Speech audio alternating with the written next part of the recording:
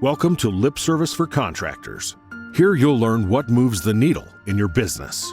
With your hosts, Brigham, the deep thinker, Josh, the $100 million contractor, Zach, the confused millennial, Laura, the foreigner.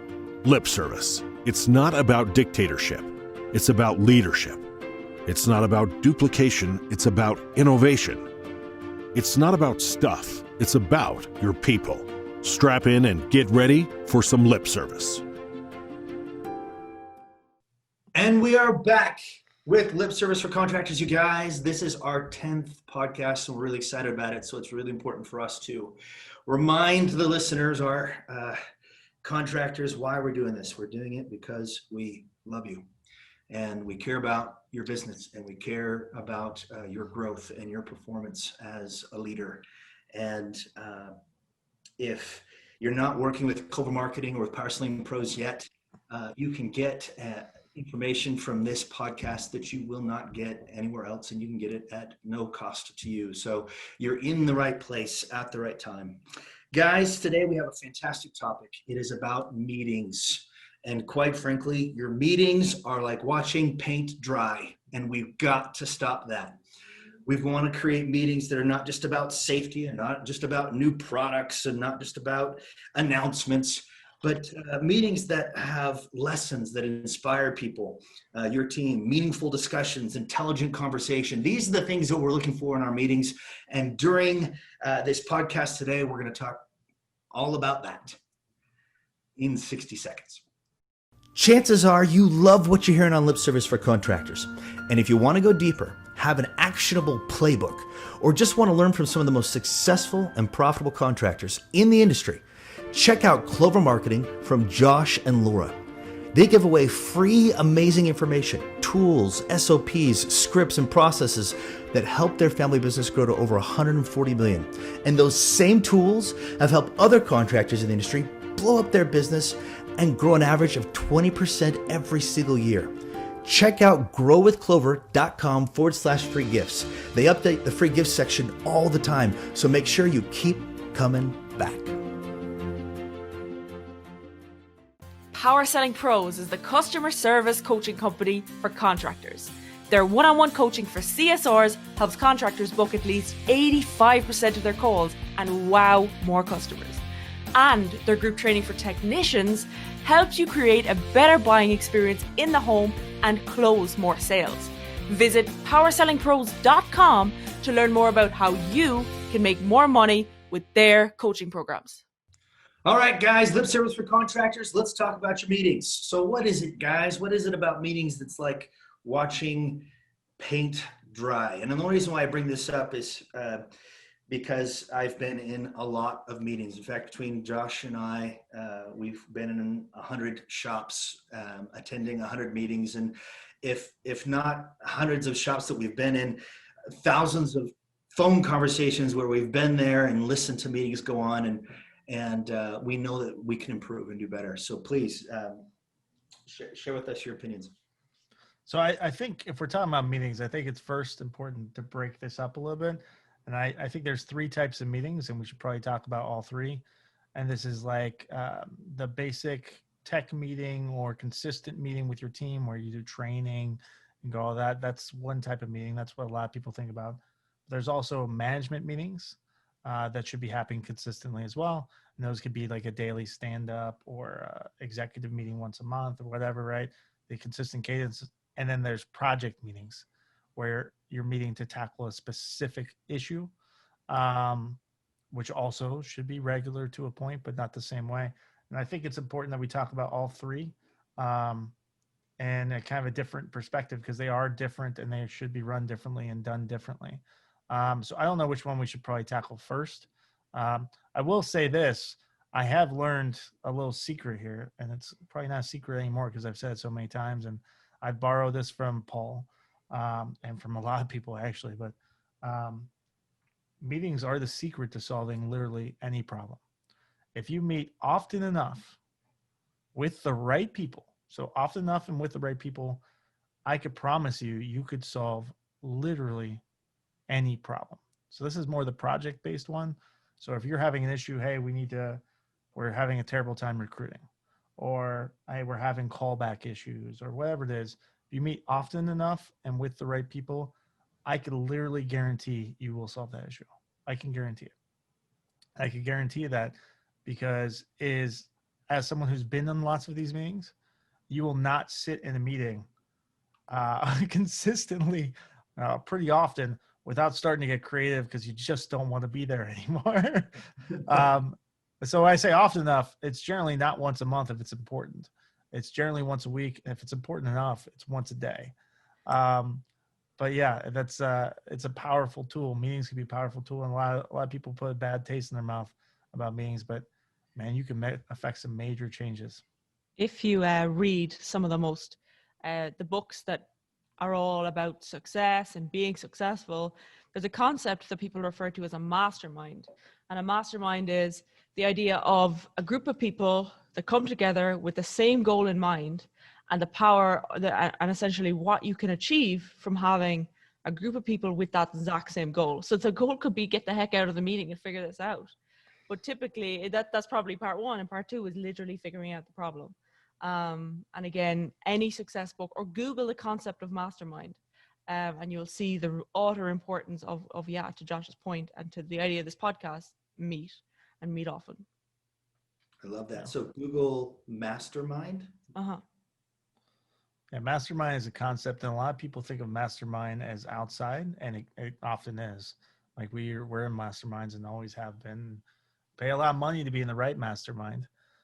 Because you get to learn from people much smarter than you about similar concepts. But Not masterminds also could be internal. Not necessarily. The reason I challenge that is some people will be like, well, I'm not going to put money toward a mastermind. You could essentially think of 5 to 6 or 10, but 5 is like very manageable, of contractors that you really respect. And you guys could meet every week on Zoom. You know, we have all these tools available to us. You don't have to pay for a mastermind. You don't have to pay. I'm just saying I have. Yes. Oh yeah. And I'm all about that. But again, maybe it's not something that you want to prioritize until you actually see the importance and the effect a mastermind can hold. So I would encourage contractors that are listening to this to reach out to contractors that you really respect and jump on a call we are in one right now, and it's every second week, which is super manageable. And maybe I would encourage you to kind of opt for that kind of frequency versus an every week thing. And yeah, the ideas that you'll come forth with, because everybody has their own challenges, despite wherever they're at in the business. Like at Parker and Sons, there's the challenges that they face at 120 million plus are different than a shop at 10 million, but all of those shops still have problems. And by sharing those problems and the solutions and overcoming those problems, gosh, you can just save yourself so much time, money, and effort trying to figure all that out. Yeah. And that's mastermind specific. Understand that certain internal meetings aren't run like a mastermind. They're project based. It's certainly once a week, generally, if it's super important, once a day. So here's a thought. Yeah, go ahead, Zach. Use millennial chiming in, kick things off with this conversation. Let's create a fictional company for a minute. Okay. Let's say we've got ABC company. Brigham and Josh decided to start a service business. Laura and I are on the phones. We've got 4 techs in the field, so it's the 8 of us. How do meetings play out in a company of this size? Starting with the management team, how should a meeting look for ABC company? So let's start with a project, and then we'll move on to management real quick. And a project basically is, what issue do we have, or what do we want to solve, or what do we want to improve? So if we have a problem in the business, and let's say the problem is, we have 4 people out in the field and we're not getting enough call volume. If we meet every week on start coming up with creative ideas with call volume, we will start thinking of things differently, trying things that we normally wouldn't. If it's really bad, and like we have 4 guys and we don't have enough to keep even 2 of them busy, I probably should be meeting every day until we solve that problem, right? So that's the project base, and that would probably be, maybe the entire office staff. Don't assume that only the managers and owners have good ideas. Some of the best ideas have come from all different levels of team members. So that was how I would do a project-based. For a management meeting, it's kind of similar to the fact that you're trying to come up with concepts and ideas. There's really two different types of management meetings, I guess. So I guess I'm adding a wrinkle to this. But there's the working on the business meeting where you're creating systems and planning ahead and doing your budgeting and being creative and doing things that you aren't currently doing. And then there's the management meetings where you're working in the business more, where you're looking at numbers, you're pulling your reporting, you're having conversations about where things are and what levers do we need to pull, what systems do we need to change to get the results that we're expecting. So one's more like long-term, bigger picture. One's more, what are we doing now? And those are set up entirely different too. Like the long-term one, I love, setting up a Trello or a whiteboard and like, let's spend an hour and let's just be as creative as humanly possible. Throw out all, restrictions. Let's create the perfect system, everything we ever wanted, and then we'll make it realistic at the end. If we're having that management meeting, we're working in the business. It's really, really important that it's actionable. That's the biggest flaw. Like I know how all kinds of companies that they do a daily stand-up meeting, and every company, and it's been a lot. Every company I do that daily, I'll go to their office or be on that daily stand-up meeting, and I'm instantaneously trying to change that meeting because it's like, call volume is not very high today. Okay, let's move on. We don't have nearly as many, install opportunities as we should. Yep, that's a problem. It's like, well, no. Wait a second. We don't have call volume. What are we doing to get the call volume? Like, what's happening? What are you already trying right now? What are we doing differently? Because clearly we don't have the call volume. We can't glaze over this, right? Or like, it could be like, hey, our average ticket's really low. Like, well, what are we doing to fix this? Clearly this is a problem, right? So it has to be actionable, and it's embarrassing how many companies have, especially daily huddles, where they just talk about the numbers, but then there's no teeth to it afterwards. It's like, oh yeah, well, today's gonna be a shitty day. We don't have any calls. We don't have any sales leads. And our marketing's not working. It's like, well, what are you supposed, like, do something? As a business manager or an owner, if you can, in a morning meeting, and this is what, again, something I've learned from just watching these stand-up meetings, if you don't accept somebody coming, if somebody has a bad result or they didn't win the day, it is a concept that's thrown around a lot. I think that's a next star concept. They've got to come with a solution. And again, if they don't come with a solution, they're kind of, that's frowned upon, and that's kind of an expectation of that meeting. But again, it can only be an expectation if the sales manager, the manager, the owner makes it, like, communicates that this is an expectation of this meeting every single morning. If you come with your goal not met or a problem, come with a solution, because then you have something to work from. A potential solution, at least. Correct. Yep. Yeah. So if the problem is marketing, when you say by actionable, right, you got to have an actionable plan to address that problem.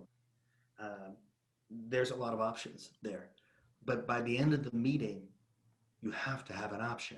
You have to have an option that you're going to execute. So whether it's increasing, your digital spend, whether it's sharpening the digital spend, what words are you spending money on, right? This is just one example. Or even going more extreme and saying, you know what, we're not good at this, and getting an organization like Clover Marketing to come in and help with that.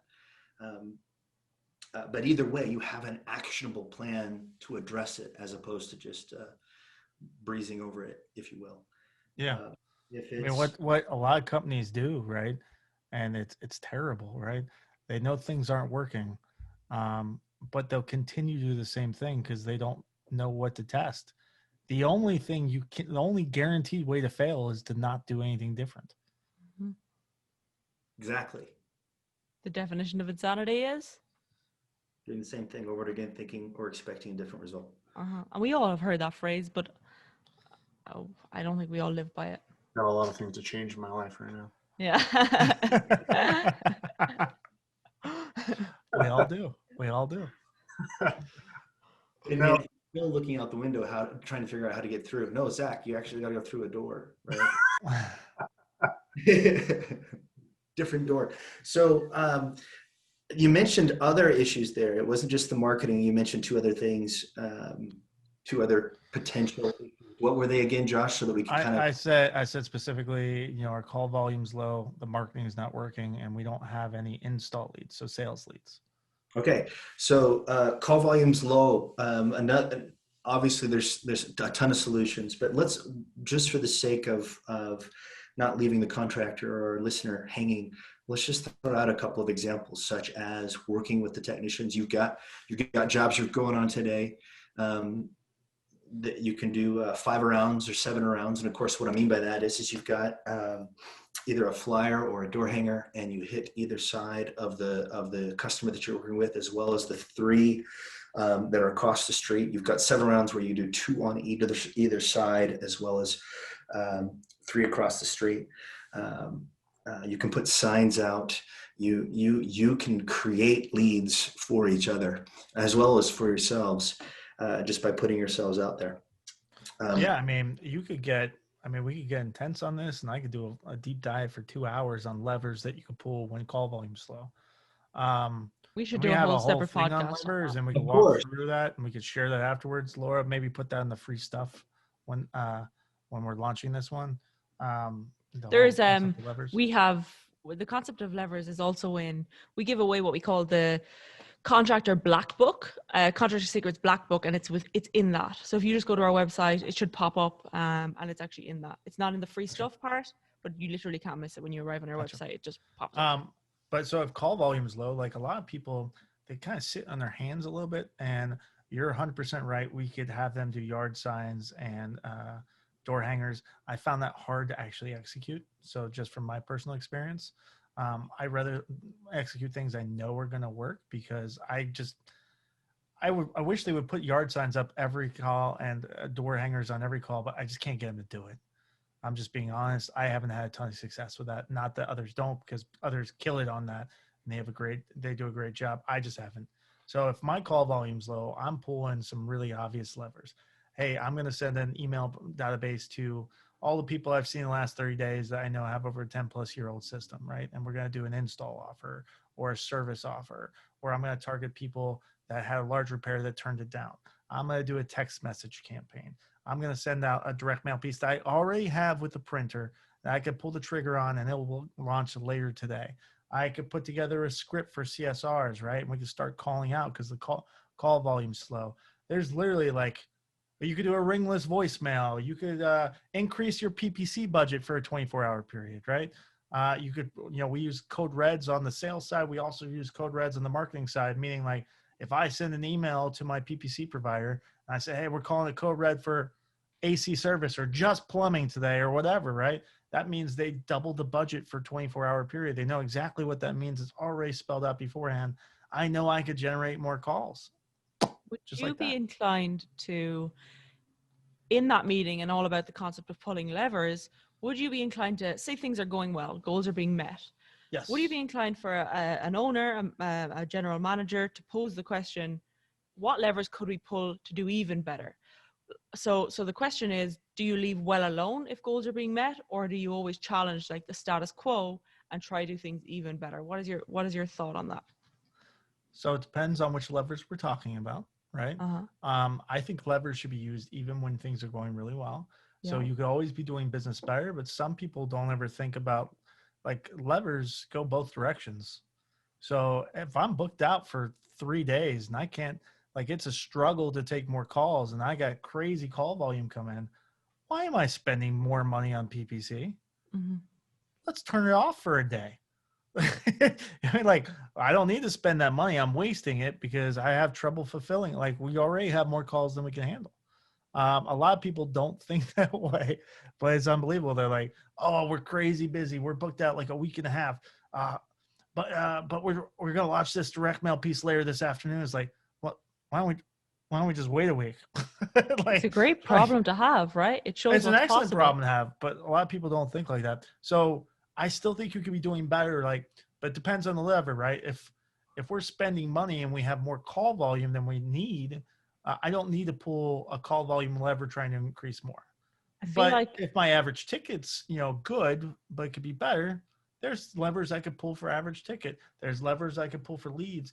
Levers are used at any predictable issue in your business. Meaning, like, we all know there will be days where the install board isn't full. We need to call code red for the salespeople, incentivize the salespeople to go more. If it's a lead issue, we know exactly what levers need to pull. It's going to happen where we don't have enough install calls. I It's feel going like to happen where they stop selling accessories, right? Like, it's predictable. All of these should have levers predefined, pre-set up, track the results so we know what kind of expectations we get. The cool part about these levers and these actionables is if you do them well, I know that if I send 1,000 emails, I should expect 50 phone calls. And I know if I need 200 phone calls, I either need to send 4,000 emails. And if I don't have 4,000 emails, that's not an option. I got to pull more than one lever. So I love the concept of levers, and I actually think we could dive deeper into the most common levers on a different podcast. We want to stay on topic, Yes. and the structure of meetings. So let's talk about structure. What should that structure look like when a morning meeting starts, when a stand-up meeting starts? Is there a structure that has proven to reap greater results? Yeah, and I appreciate you bringing that up. I love the different actionables that Josh listed. The reason why that's important is to validate the fact that there is always an answer. You said it was Paul Kelly's quote, right, of Parker and Sons, that meetings are the secret to solving any problem. There's always a solution. There's always an actionable. You've just got to sit down and be committed to talking it out so that you leave that meeting with an actionable, something that you're absolutely going to do. So the question now is what do we do in that specific meeting? And I want to go over a few things that we can do to transition the agendas that we go over into lessons, right? Once you have an actionable set, the question is all right, how do we go about that actionable? And what's everybody's role in that actionable, right? And so that's where the lesson comes in. And we take whatever the lesson is and we commit to demonstrating what we feel is a good practice. Now, you guys, it's important to note that we believe that there's always a better way to do things. Okay. Part of the main purposes of this podcast is to focus on innovation.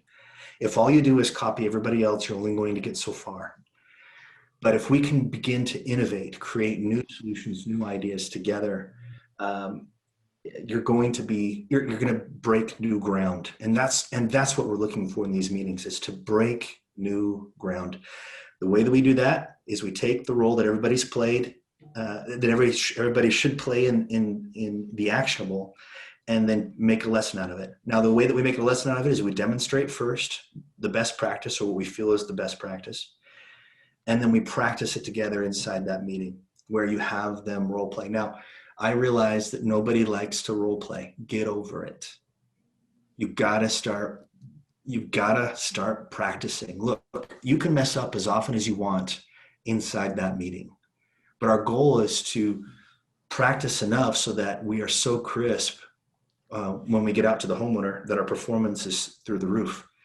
So that's why you practice inside of meetings. That's why you have lessons inside of meetings. Before I go any further, is there anything you guys want to add to that? I think we're kind of moving into how to run like a team meeting. Do we want to go straight into a team meeting? I think that's the biggest conversation and what I'd love to end with. Do you want to focus on like the cadence and how to run like that management meeting still? Yeah, let's finish up that management meeting and then we'll go into team meeting. So with project meeting. Yep. Go ahead. Good with project meeting for the most part. For that management meeting, that one that you're working in the business and the one that you're working on the business. The in the business, I think, is pretty simple. You should have really simple, clear reporting. You need to start with the numbers. You need to decide to pull levers, which levers you're going to pull. You need to assign a champion who's actually in charge of pulling those levers. And you need to put a due date. And most importantly, you need to talk about results after the fact and keep those tracks so you know exactly which levers are working, which ones aren't, which ones and at what level they're working. That's kind of my thought process on that working in the business meeting. Any comments, thoughts, ideas? Totally agree with that. And I love how you phrased it. It's in the business, whereas on the business is team meeting. Is that what you said? Yeah, on the business is that big future. We're building a perfect concept for solving this issue that isn't like a today issue. It's a project based. It's longer term. Love it. And extremely important, and more up your alley than it is mine. Oh, but yeah, I mean, so I think that's the measurements. I think I already talked about the working on the business one and the cadence of that. Now we go into that. Let's go into team meetings. Brigham talked about paint dry on the wall. It really happens. I've been in those meetings. It's like, oh man, this guy has no excitement. But I think it's, to me, meetings really start. A team meeting is a different meeting than a management meeting, because a management meeting or a project meeting, you're coming up with concepts on the fly to a point. You're trying to solve issues. You're trying to create solutions. But in that team meeting, you are not trying to create solutions. You're trying to execute solutions. Agreed? Yes. Hopefully you've already come up with the solution. Right. Typically, working on the business is coming up with the solution, and in the business is implementation. Now, let me add one thing to that. Your goal is to get the solution 80% there. But the trick to get buy-in from the team is to make them feel a part of the solution. Agreed. So we say, hey, look, the solution is just about there. We have an idea, we have a process, 80% there. What do you guys think? And then let them build in a way, or at least visualize the remaining 20%. Now, if you're able to do that, and again, this is soft skills. This is leadership soft skills that we're talking about here.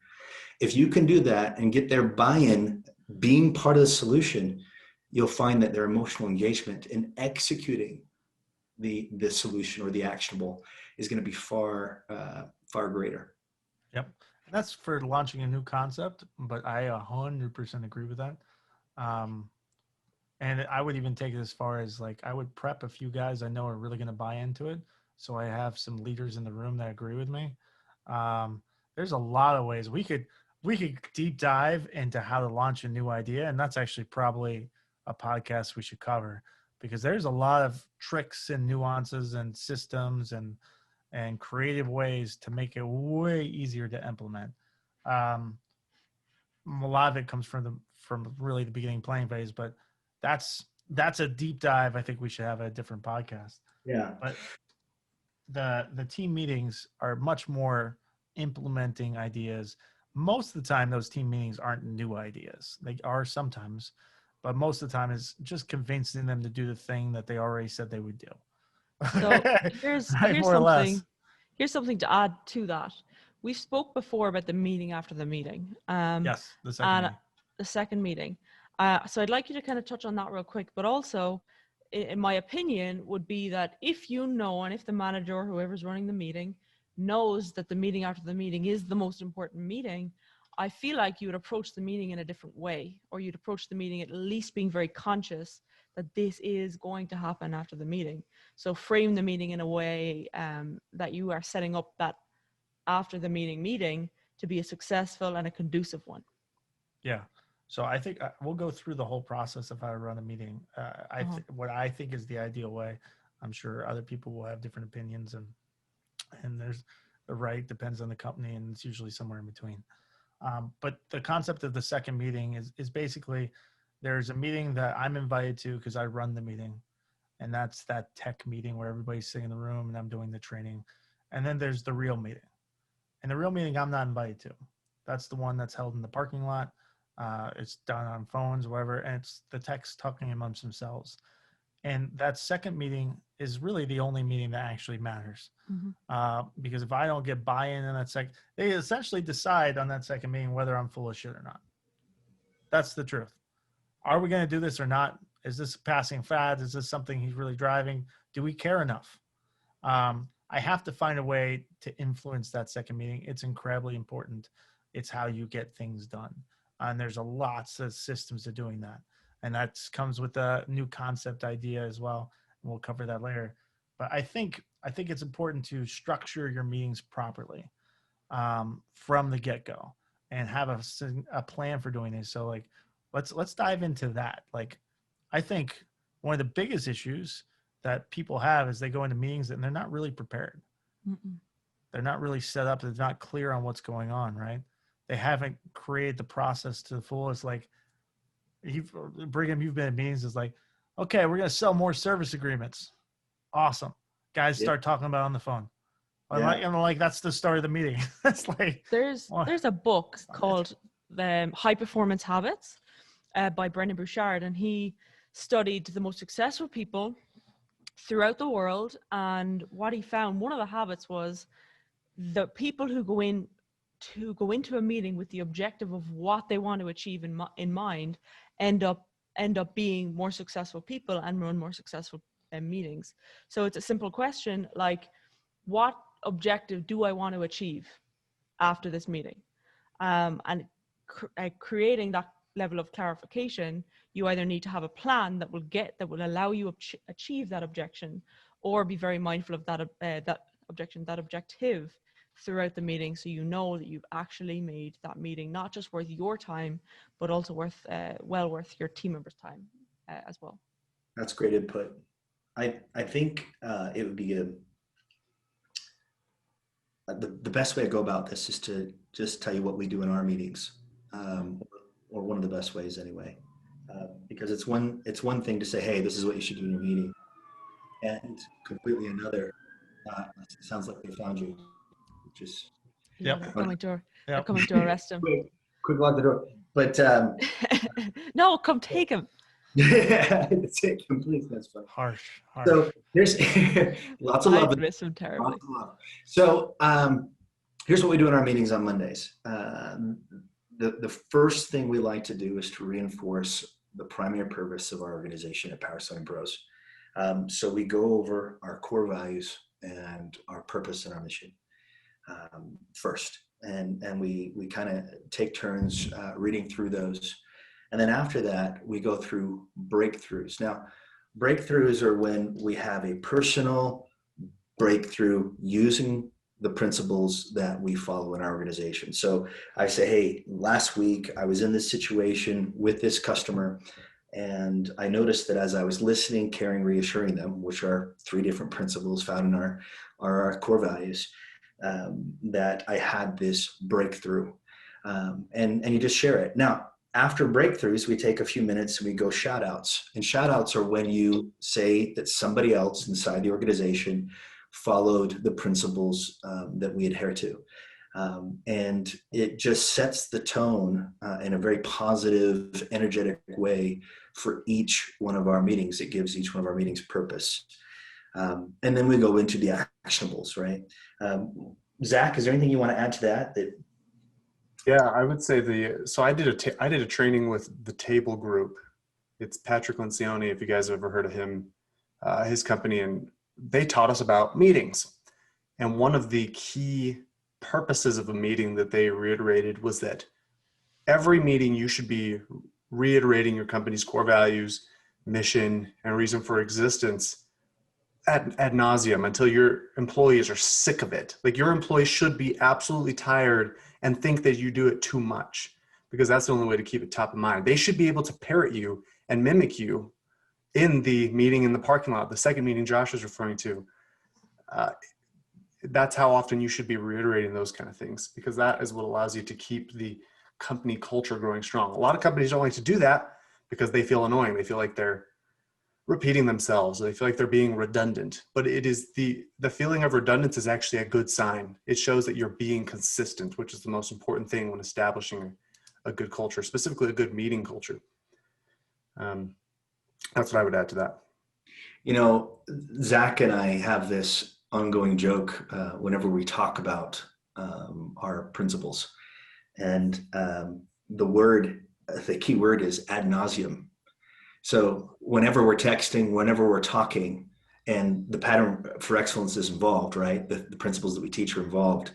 I end it with ad nauseum. Why? Because we're constantly talking about it. We're constantly focused on it. The main purpose, the main goal, the main reason for our existence is always top of mind, to the point where it's obnoxious. And it's okay that it's obnoxious because we're serving people and it fulfills us. Well, So It's funny you bring that. It's funny you bring that up real quick.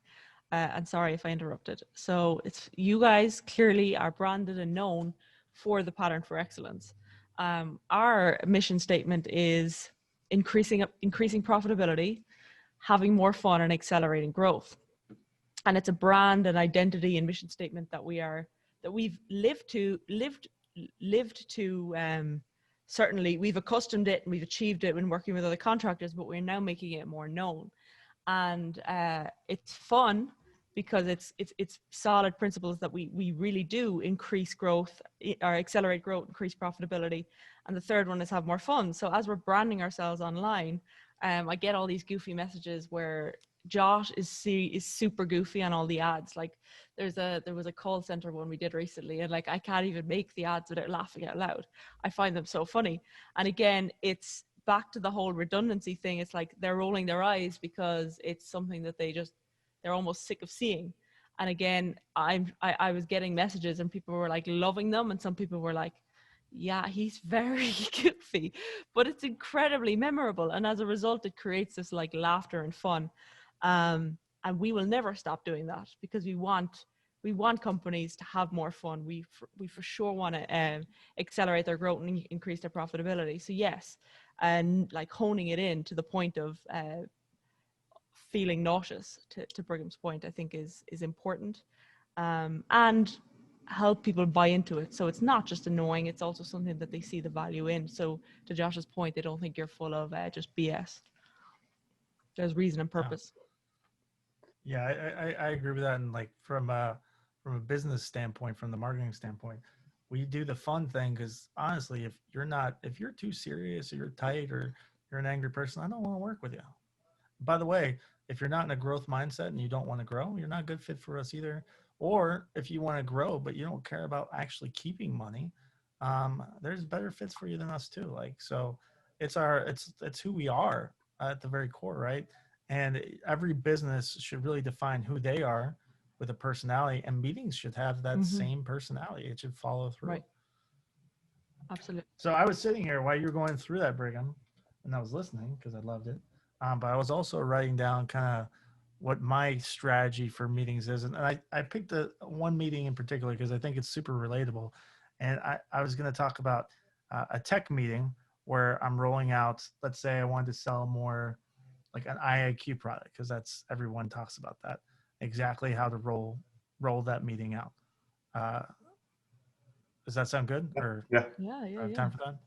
Yeah, okay. we have like 10 minutes, but I actually think that is super powerful. So yeah, absolutely. So for the first thing I want to do is, number one, I want to actually plan out that meeting.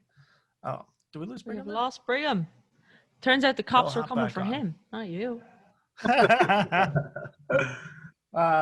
So the first thing you want to do is start out with an organized plan. So if I want to launch IAQ products, I always talk about what, how, why, when, and where.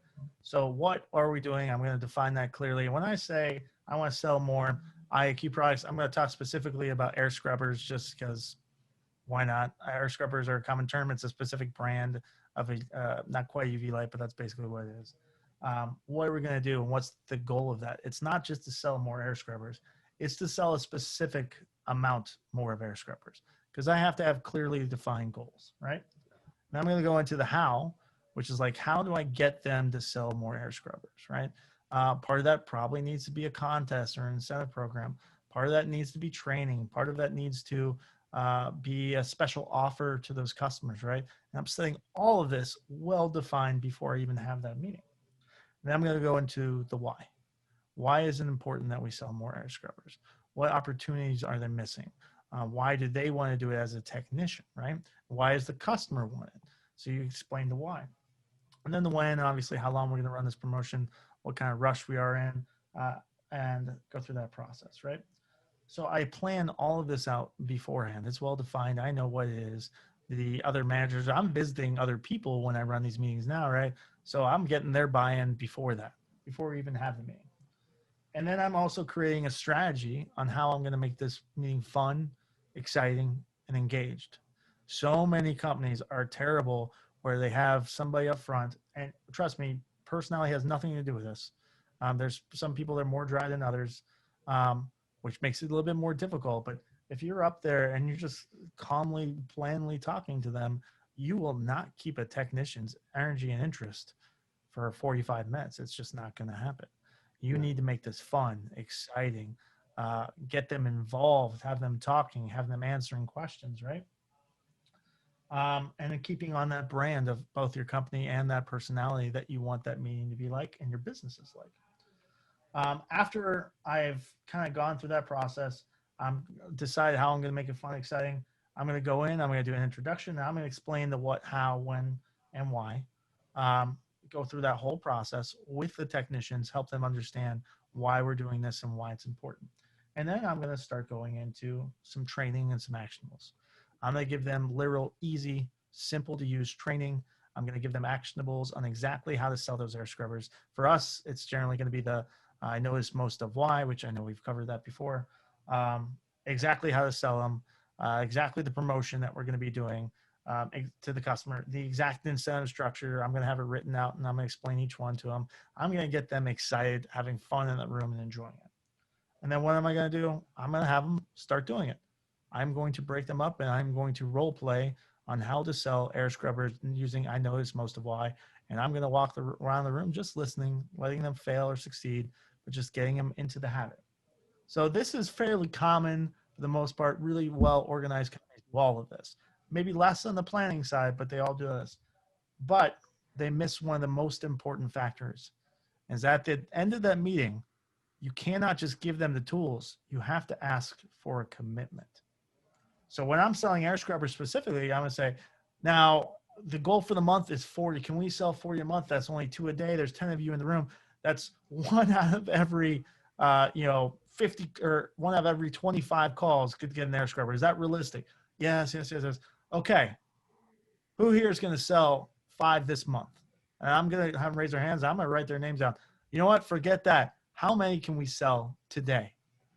And I'm going to have them give a number and they'll say, we'll sell 5 today. I'm like, I'm going to hold you to it. If we sell 5 today, I'm going to give everyone something right now. 5 today. Sometimes I'll even prepay for it, which is a whole different strategy we could talk about. But I'm going to get a commitment and I'm going to follow up with them. And here's the other thing that other people don't do. This is after the meeting, right? The meeting's done. It's going over.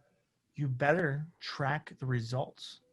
Did they actually sell more air scrubbers? Did they sell 5 that day? Did they sell over 40 for the month? How much revenue do we generate? Like, what were the actual results? And the thing is, I like to focus on 1 upsell accessory a month. I'm going to do the same physical training for the technical side as I am the sales side, both talking about air scrubbers at the same time, and hammer it for a month. So they have that tool in their tool bag, and then I can move on to the next thing the next month. But so many companies don't track whether that was a good meeting, what they should have done differently, and what were the results of that. Because I'm going to run that same meeting, that same promotion next year. Did that actually work, or do I need a different offer? Maybe I need a different incentive structure. Maybe I need to change the training. Maybe I need to go through the process. And knowing the numbers is a very powerful thing. And I hound this like tracking, reporting systems, right? Most people miss that requiring a commitment and the tracking afterwards to make sure it was actually successful, so you could always be improving. We are. I know that was a lot. No, it was awesome. And we've got to finish up. One thing, to the point of being nauseous, that point we were speaking about, I noticed most of why, and we've brought it up. If you're not rolling it out, I promise you're leaving revenue on the table. I promise. Again, we're giving it to you guys fully free because we need you to implement it, because you will see such a difference. So again, onto our website, you'll see the pop-up and you can download it. totally free. Use it, because we bring it up a lot. We say it passively, but we literally have a formula, so you can roll it out that way. One other thing to add: when you do that promotion, what we found is managers or owners who film a video while they're in the office, like kind of keeping the team engaged, being like, hey guys, Johnny has just sold X. How many of you sold? We've this many more left to go. So again, it is still building upon that meeting after the meeting. Keep them engaged throughout that day, throughout that time where you've maybe called a code red. Again, that meeting after the meeting, you can continually influence to be able to reach the best results. So with that said, Josh, thank you for that structure. I think that was super powerful and important. Guys, the rest of you, I really appreciate you adding all that you know.